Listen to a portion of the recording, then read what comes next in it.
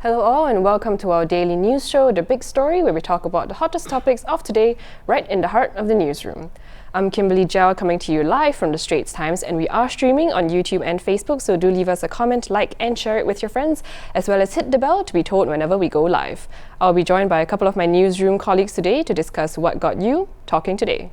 Our first story. Local charities Watchdog, the Commissioner of Charities, will be paying more attention to charities that branch into business, saying that they will provide guidance to those that engage in non-charitable activities. So with me to shed some light on this issue is THERESA Tan, our Senior Social Affairs Correspondent. Hello. Hi. So this information came from the 2018 annual report, right? That's so right, could you tell us a bit more about that? Sure. So basically, the Commissioner of Charities releases this report every year, which gives a snapshot of the whole charity sector. I mean, you're looking at key indicators such as the donations received and a breakdown by sector, for example, social and welfare, health, education. And what a lot of people don't know is that religious groups such as churches and temples are considered charities as well. Right. Universities are considered charities as well. So it basically gives a snapshot of donations, what has happened in the past year, and also the plans for the year going ahead. So the report gives all that. Right. Yeah, so I guess if you're looking at donations, the amount donated in 2017 was about $2.65 billion, which is a very healthy sum, and the fluctuation from year to year, it's about a single-digit fluctuation, so nothing to worry about, although it dipped slightly by 7% from 2017 to 2016. So I think a lot of people are curious, like, where is the money going to, right? Actually, it's no surprise. Most people give to God.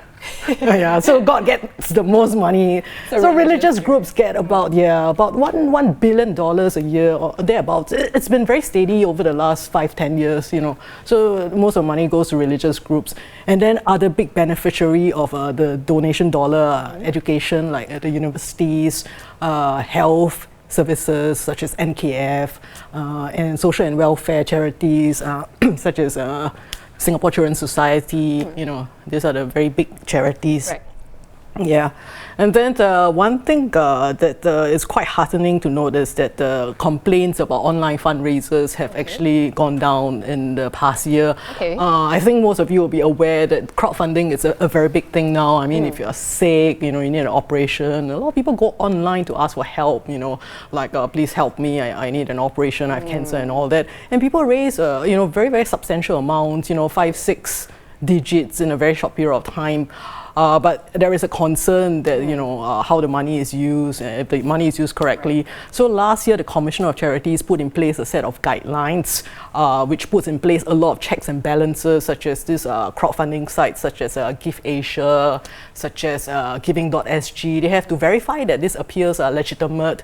They have to give regular updates on the donations used, so on and so forth. So with the introduction of these guidelines, complaints have plunged very significantly. Yeah. So the plans to raise or rather to pay greater attention to charities that are going to businesses, what it really is an example of these sort of charities? Well, for example, yesterday we spoke to this small charity called Free Food for All. They actually give food to the poor people, and they're looking for how to, you know, bring in more income for the charity, and they bought a cafe which they now sell frozen food, so they pledge 40% of the profits back to the charity. Yeah, so I mean, this is one model that some charities are using, but of course I think what the Commissioner is worried about is it's actually for the big charities, you know, those with annual income of more than $10 million. I think he wants to remind charities that, you know, your core purpose, do not stray away from that, and at the end of the day, you must make sure that your charity's assets are protected. You know, any business decision that you take or any business venture that you go into, you must make sure that your charity's assets are safeguarded. So therefore, it's very important to have conflict of interest policies and all of that. So I think that's why he's looking at the improving, or I don't know, I think improving is a good word, the guidelines. You know, there's a current set of guidelines on do's and don'ts, in what situation what do you need to do. Right. You know, that's already in place, but I think he wants to go deeper into that and see how it can be, enhance the word that he used. Yeah. So would you say that this recent sort of announcement is a cause for concern for donors who donate to business charities, or rather charities that go into business? Well, I guess if you donate regularly to a charity, you would want to know where your money is going to, and that's very natural and it's only fair, right? Yeah. So if I am donating to a charity which is going into a business, I want to know, is my donation dollar, would it be used to fund your business operations? What are your conflict of interest policies? If your business makes a loss, how is the loss covered? Who is subsidizing the loss? Will you dig into your reserve? Will you dig into the donor's dollar and all that? So I think those are very legitimate questions that donors should start asking and thinking of. Yeah, and I think it also is good for the whole sector as a whole, because everybody is clear on what you can or cannot do and what are the limits of what you can do. Yeah. I see. Well, thanks for sharing more on this, Theresa. So our second story, workers in Singapore have been increasingly focused on picking up skills relevant to blockchain, workflow automation, and human-centered design. So these three rising skills, as LinkedIn calls them, have a higher prominence here than in other Asia-Pacific countries. So here to discuss this with us is Manpower correspondent Joanna. Hello. Hello. So could you tell us a little bit about what this means and how did LinkedIn sort of come to this conclusion?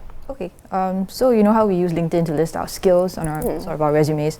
So LinkedIn looked at the data from skills listed by professionals from 2014 to 2018, and it found the skills that had, what it calls rising skills, are the ones that have exponential growth in listings on a month-on-month basis. So that means the number of listings grew at an increasing rate each month.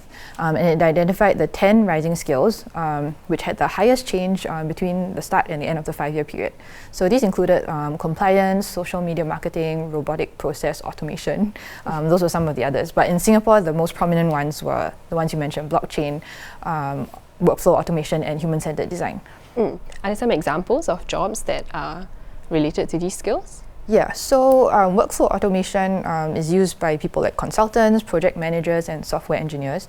And human-centered design, which I thought was interesting, it's about developing solutions to problems with a deep focus on understanding the human perspective throughout the whole process of designing the solutions. That's why it's called human-centered design. Apparently, people who use these skills are people like graphic designers, product engineers, and user experience designers, because I guess you want to think about how the end user would be using the product, the solution that you're doing. So like UI designers and stuff like that. So these skills are considered kind of technical and kind of technology related. So are people worried about having to, or rather trying to keep up with them? Yes, so LinkedIn also did a survey of employees and learning and development professionals, and it found that 65% of the workers in Singapore actually felt daunted by the pace of change in terms of the skills needed to succeed. And the majority of the respondents also cited time as a major reason why they couldn't take up learning and development while at work. But surprisingly, the report also found that soft skills were actually quite important too. So I think 62% of the workers in Singapore actually felt that soft skills were more important for career progression than hard skills. Okay. And I think this is probably because although more things can be done by machines now, people still need to be the ones to look at strategizing, making decisions effectively, and making sense of the information. So probably things like time management, analytical thinking, and creativity would be quite important and valuable skills still. So humans are still valuable in the age of robots. We hope so, yes. So what can we do to remain relevant amongst continuing rapid changes? Well, I think we can try to read widely and stay up to date on the changes and how technology is affecting our industries. So, for example, in our case as journalists, we're having to brush up on video skills and learn how to talk about our stories and not just write them.